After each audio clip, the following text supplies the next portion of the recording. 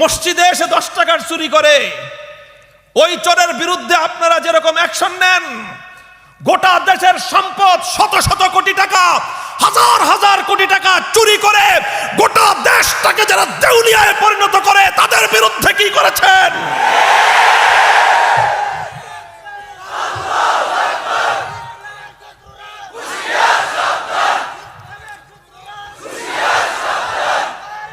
বলবো কি কথা? দেখেন, সমস্যা হলো কি, আমাদের যেদিকেই বলি সেদিকেই সমস্যা। যখন আস্তে কথা বুঝেন,